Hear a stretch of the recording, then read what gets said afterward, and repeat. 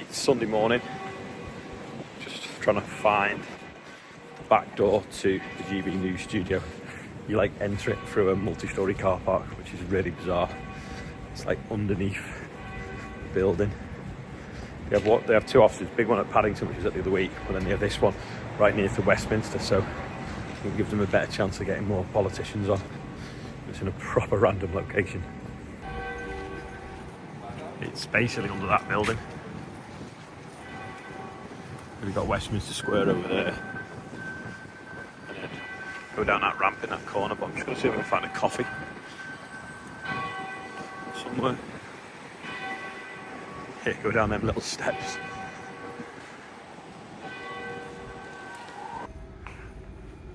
Proper random.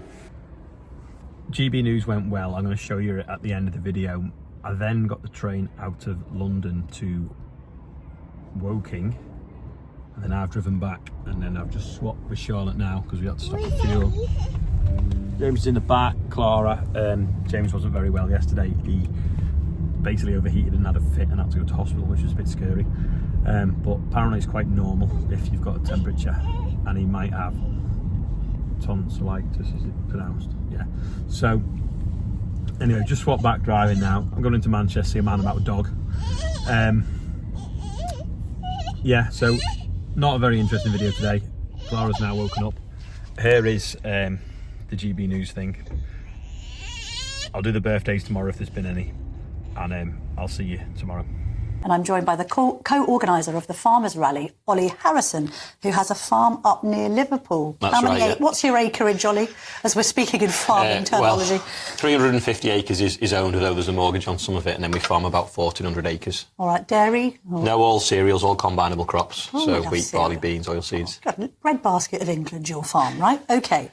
So, look, you organised this rally, I think, not expecting that many people to turn up.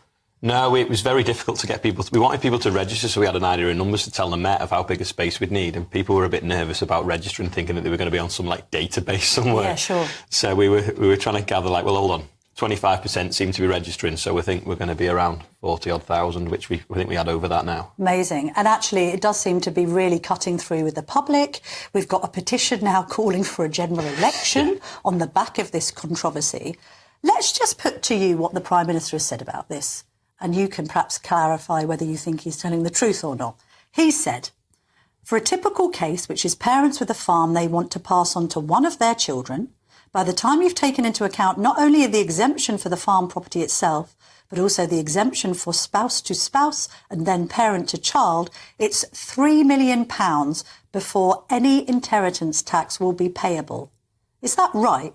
Because I've been hearing in the media over the course of the last few weeks since the budget, people talking about £1 million being the threshold, that farmers are being dragged into this new inheritance tax. Yeah, so let's just go back to basics. So you've got agricultural property relief, which is £1 million. And then what they're trying to say is if you're married, which some people aren't, or they're widowed, you can combine another £1 million with somebody else. Mm-hmm. And then you've got some business property relief as well, which is your tractors and your machinery. And they're saying in the right circumstances, you can get to nearly £3 million. But you've probably got more chance of winning the lottery than meeting that criteria. Sure. Equally, the land all has to be in the right place at the start before the budget. The other thing as well that's very complicated here is farms have a significant value, but they are businesses. It's not like when a parent dies and leaves the house to the children that don't need it because they've already got their own house. A farm is an asset that works. It provides food. It's a business. It has a high value, yes, because we're in Britain and they're not making any more land. So the tax that they want us to tax us at, the rate, if you think the average farm, we'll have to work on an average year. The average farm maybe will make around 40,000 a year in a good year. And when I say that, I mean, that's not much. I mean, the minimum wage is what, 28,000, I think, at the moment, or something. And there might be 3 family members working on that farm. And generally as well, when a farm gets passed on, it's the son or the daughter that's been doing the work for the last 30 years as well. Well, now they're at risk of the tax bill being far higher than what the farm could actually afford to pay. So when you have to then sell off a chunk of that farm, you'll then have to pay a capital gains tax as well as the inheritance tax bill. So it's a double tax whammy. Yeah, and it's not a loophole. That's the other misconception. It was brought in because farms were getting broken up and they were worried about food production. I mean, we've just seen the guy then talking about, national security and stuff like that. Well, if we can't feed ourselves, it's a dangerous place to be. Yeah, of course it is. We've got to import more food that we don't want to do. We don't know what conditions any of the meat or indeed the dairy have been produced under. We've got warnings in the papers today that it could prompt land sales, presumably for development. So our green and pleasant land could now be concreted over because people can't afford the agricultural land. We've also got a threat, we seem, to farm shops.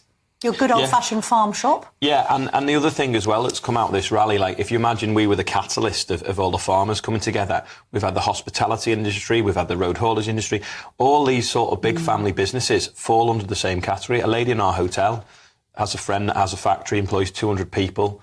It's worth about 60 million. They've got 20 million in a trust, but there's a 40 million chunk that'll have a tax bill. The business will not survive that, so it will shut. So that's manufacturing lost and 200 jobs. From Labour's perspective, they're basically saying that they had to crack down on wealthy individuals buying up farms in order to avoid inheritance tax. You've got some sympathy with that position, although you've pointed out to me off air, we quickly cribbed on it, that Dan Needle, who is, I would say, a sort of left-leaning economist, he works for the Tax Policy Associates Limited, has basically done some number crunching. And he's saying that the budget hits farmers too hard and tax avoiders too lightly.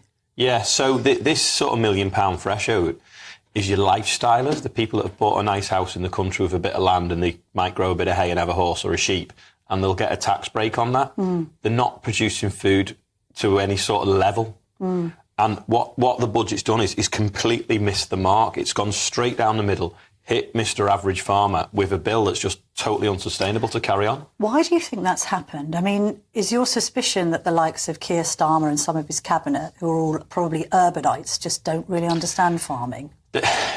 It's either that they don't understand it at all, they've got the sums completely wrong, which again is a worry, or there's something really else going on that, they just think, well, let's try and level it up. Why should they have something that we've not got? Is there something bigger going on? Well, what do you think? That they think that you're all kind of country bumpkins enjoying the great life? You're like from some kind of Harry Enfield sketch, making money off potatoes? I mean, possibly, yeah. But what we have also heard as well that they're going to lose a lot of rural MPs in the next election, but because they've got such a big majority, they don't really mind. They're prepared to lose 100 over this. So but you say that. I mean, what are farmers actually saying? I know it's a bit of a way off. We've only just had an election. I'm thinking about that woman, not another one. But when it comes to voting next time round, I mean, farmers aren't going to vote Labour, are they? No. And these sort of lower Labour MPs that have just come in, that have got a nice expense account, they've got to realise that they're there for their constituents. They're not working for the top. And there's sort of two levels within the Labour Party at the moment, and they need to realise, hold on a second, if we don't support our constituencies, we're only here for a few years, or maybe a snap election and we're gone. They need to start listening to their constituents. We saw it with the winter fuel allowance. When that vote went through, I know an MP that voted against it. It was too hard in his constituency, and they threw him out of the party. He now stands as an independent, and this is what they're all scared of. But interestingly, I don't know if I've got the quote in front of me, but a Labour peer has made the point that with the winter fuel allowance and now this IHT change for farmers, that Labour are in danger of becoming the cruel party. I mean, is that word being used by you and your colleagues? They're encouraging suicide as well. Tell me a bit more about that. Like, technically illegal. Yeah. What farmers saying? Look, I can't cope with the financial pressure this will bear. Well, old people worry about everything. Yeah. Well, imagine you've worked. Your father's worked all his life, and then you've worked all your life. You're in your 70s or 80s. You've built up a farm to pass on to the next generation, because we don't do it for the money. We only do it for our kids. Everyone's motivated by looking after the children. Do that, and now by being alive before April 26, your lifetime's work and the generations before you is wasted. And when all you've got to look forward to is rotting in a care home, people are taking their lives. It's just absolutely ridiculous. God, when you put it that starkly, this is when policy meets reality, right? Yeah, and actual human beings. There's live to provide for their children, and in the final hour, by a stupid change in legislation, could mean that a lifetime's work's wasted. There's so much anger and anguish within the industry at the moment, especially with the older generation. What I find quite unbelievable is that there's no elected person that seems to be able to connect with the farmers. The person that has become the conduit between public and farmer has been Jeremy Clarkson, right? I mean, have any politicians engaged? I know the Tories are now sort of jumping on this. I mean, what do you... Well, on our rally the other day, we had a lot of them turn up, and obviously Jeremy was there, and he did speak to a lot of them. The problem is this deathly silence out of Labour and this party line. It's only going to affect 500 farms. Well, it's not. We know that's wrong. But even if it did, why is it acceptable to lose 500 farms a year? No. You know, we just want to sit down, have a conversation with them, show them our sums, because we don't know where they got theirs from, and then come up with a solution. If they want 500 million, we can find 500 million through somewhere else that won't damage the whole industry. You know, if they put 1% on insurance tax, no one would probably even notice, but it'd give them billions, not 500 million. What is actually going on here? So is there confidence in your movement that you could get them to U-turn on this? I know the National Farmers Union is obviously right down their throats trying to get to the table. There is a period of consultation, isn't there, about the thresholds? So is there room for manoeuvre here, do you think, Ollie? We've heard a whisper that they're re-looking at some things, but unless they're engaging with farmers or the NFU, they still could get it wrong, you know, and they don't. It'd be embarrassing to get it wrong once. It's even worse embarrassing to get it wrong twice. But Rachel, if you're watching, Keir, if you're watching, come and meet with some farmers. Let's sit down. We'll show you the books. We'll show you the sums, and we'll try and find that solution. No, Ollie, I've had an idea. Rachel, Keir, we could hold a farmers forum on GB News if you were up for it. We could have the farming community, the Prime Minister and the Chancellor and other key stakeholders. We just debate it out. What's there to be afraid of? Well, exactly. You'd take part, wouldn't you, Ollie? Yeah. I'm quite happy to host. Just want to put that out there now. It is a complicated subject, and, you know, a lot of stuff, someone said before about Twitter, you know, a lot of stuff does play out on the socials, but it's an hour or two sat down round a table with a notepad and doing real examples. Crunching numbers. Yeah. Invite Dan Needle along. He seems to have crunched some numbers. And that is our next sort of step, really, with this sort of wider business summit that are also affected by it, because you've got APR affecting farmers on the agricultural property, but you've got BPR destroying nearly every family business in the UK. And if we can bring all them together and start to give them facts and figures and... Hang on, just a BPR... Business property relief. Thank you very much. Just so people understand. Say if you own a hotel, how does that carry on if you've got to lose 20% of it? Yeah. You know, because everyone's got a tight margin these days, so to find that value is just not there. But if we have a business summit is probably the next step, and we bring them in and we start to gather the data of how many job losses that will come from this, then they might start to think, actually, we have got this wrong. Well, also, I think from the public's perspective, the idea of food shortages are pretty scary.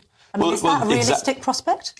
We don't want to be going on strike just yet, but if they're not going to listen, it's the only thing we've got left to do. And Ollie, finally, what about you personally and your farm? Have you got kids? What's your I've got 3 children. Yeah, okay. So now I'm questioning what I'm doing every day, because there's no money. I think, well, I just may as well give up.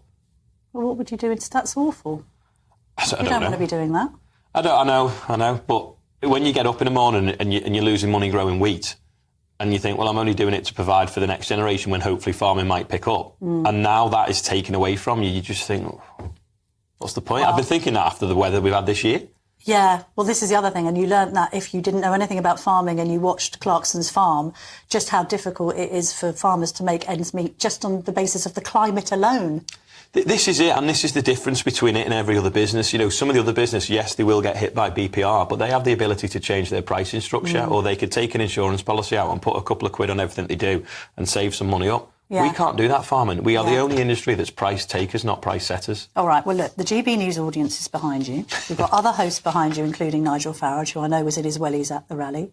And we'll keep up the fight on your behalf. But, Ollie, thank you very much for coming in and sort of talking us through the reality of this, because I think people are a bit disconnected from it, and you've made it very, very real on the show this morning. So thank you. Thank you. And good luck. Cheers.